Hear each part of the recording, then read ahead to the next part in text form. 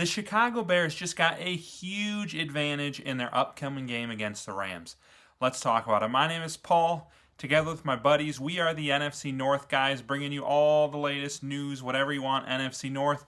We got it right here. Please like and subscribe. Does us a huge solid, and we're trying to build a huge community of fans of all the different NFC North teams where we can come together, talk things out, have some healthy debates and discussions. So if you want to be a part of that, like and subscribe, and it'll help us grow and reach more people and have an even better community. So please do that. Now let's dive on into this game against the Rams.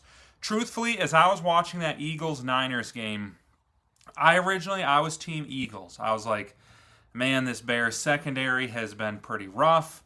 They got absolutely torched against the Packers, but they did pretty well against the run. Maybe, the Eagles obviously don't throw the ball very well. They're built around the run. This might be the better matchup.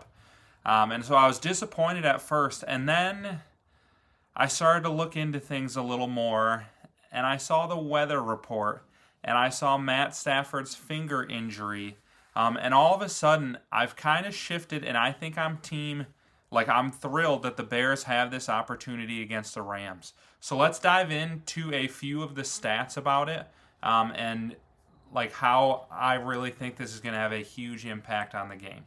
So first off, if you have not seen the weather, they're saying, so the time hasn't been confirmed yet. I don't think it'll get decided until after Texans Steelers, but it's going to be Sunday either at 3 or 6:30. But they're saying wind chills near or potentially even below zero if they get the early game. And even if the later game, it's going to be below 10 degrees, potentially one of the coldest games, if not the coldest game in Bears history. And it makes things very interesting because, Stafford, he's probably going to be a Hall of Famer. He is a great QB, but something about him is he was born in Florida. He grew up in Texas. He went to Georgia. Yes, he played for the Detroit Lions, but they played in a dome. And then he went to another domed team. This guy hates the cold weather. He's never, obviously, he used to be in the NFC North. He's played games on the road, but statistically, he's been awful in those. I'm going to pull up some of his stats in those games. But just in general, dome teams playing on the road in the cold have been awful. So it's expected to be under 10 degrees. There's expected to be snow. And dome teams are 1-15 in the playoffs in the last decade when playing under 40 degrees. And it's not only is that big for a dome team, but Matt Stafford specifically is a dome quarterback and has been his entire career. He is, so in games outdoors in the rain or snow, he has a 1-8 record with a 54% completion percentage and only 14 touchdowns to 11 picks and a 76 passer rating, which is just absolutely awful. And then you combine that with the fact that he hurt his finger in that game. So, he says it's fine, and, I'm sure he can play through it. He's a tough guy. But when you look at some of the numbers from the game, after he got injured, he completed 2 of his next 10 passes and threw an interception on, a pretty underthrown pass and almost was picked off again, but Puka broke it up. He did have a nice finish to the game. I don't know if he got a little shot of something or maybe the adrenaline was just pumping. But again, this was in the warmth. If you've ever had any sort of injury, it is 10 times worse when your fingers are numb. He already is struggling. The x-rays were negative. He didn't break his finger, but he, that doesn't just heal overnight. I don't know if he, there's ligament damage or a sprain or what. Maybe more about it will come out this week. But he said after the game, this is bothering me. It's clearly going to bother him. It will be a factor in the game. And the cold weather makes it even more of a factor. And then, like he has just always been an awful cold weather quarterback. So I was looking last year, they played the Eagles on the road in the playoffs. It snowed that day. It was a cold weather game. So when I was looking up his history in the cold, there were all sorts of Eagles articles last year kind of talking about the same thing. And by the way, the Eagles won that game, and he had his overall stats ended up being decent, but it was especially by Matt Stafford standards, a pretty poor QBR. But that game was like it was like lower 30s. It snowed a little bit, but was not that cold, and he still had a pretty poor game.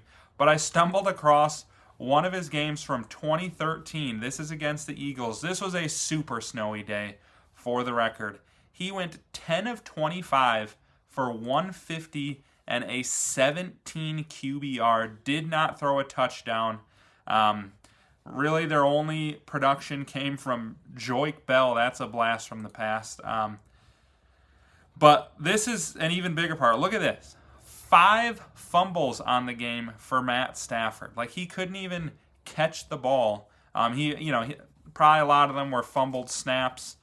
He only lost one of those fumbles, but still absolutely preposterous that he fumbled the ball 5 times. Like, on the other side, Nick Foles, he only fumbled the ball once. And I don't think it's a coincidence. Like, Nick Foles, I know he finished his career at Arizona State, but he originally started off at Michigan State and has a little bit more of that cold weather background. And I know, Caleb Williams went to USC, but, he grew up in Washington, D.C. They get a little bit more of that cold weather there. And, he's been playing in Soldier Field and playing very well despite the cold. So I have no fears in the world about him. When the Bears are on defense, they need this help. Let's just call a spade a spade. The defense stunk. I was very proud of the way they brought it together in the second half against the Packers. But even then, it was the Packers were trying to run out clock. Once they realized, okay, this Bears offense is going to start scoring, we need to throw the ball. They threw the ball just fine. This, for whatever reason, this secondary has not been playing well. I know they've been injured, and this looks like the kind of game where Stafford could eat the Bears alive. But with his finger, with that icy cold, with this dome team playing in sub-zero temperatures, this really gives the Bears defense a shot. And then offensively, I don't have a fear in the world. They need to play 4 quarters of football. Don't get me wrong there. You can't count on these ridiculous comebacks every single game. They need to put up points early in the game and not fall behind again. But this Rams defense is not that great. So defensively, in terms of yardage, this is a middle of the pack defense. I know they get a lot of credit. Their defensive coordinator is even getting head coaching jobs, and maybe he will be a good head coach. They don't put a lot of resources into their defense, not a lot of high-end draft picks outside of Jared Verse. Not a lot of free agency money has been spent on their defense. So he's getting a lot out of them, but they are still subpar. They still let Bryce Young throw for 260 yards on them. Before that, Jacoby Brissett had a pretty big game the last week of the year on them. Teams have been moving the ball just fine on them. The week before that, Kirk didn't throw for that many yards, but if you watch that game, Bijan just annihilated them, ran for almost 200 yards. This defense is not great. They've been struggling. I have no fears that the Bears are going to be able to put up 20 to 30 points in this game, maybe more if they need to. My fear is the defense, and this weather, coupled with Matt Stafford's history and his injury, I think really levels the playing field when you have Rams offense, which is best in the league, versus Bears defense, which is not quite best in the league. So huge advantage for the Bears. I'll be keeping you up to date on anything else that comes my way this week for the Bears, but I'm super hyped about that. Wanted to share it with you. So comment below. Give me any thoughts you have on the game, what matchups you like, what matchups you don't like. And then don't forget, just like and subscribe on the way out.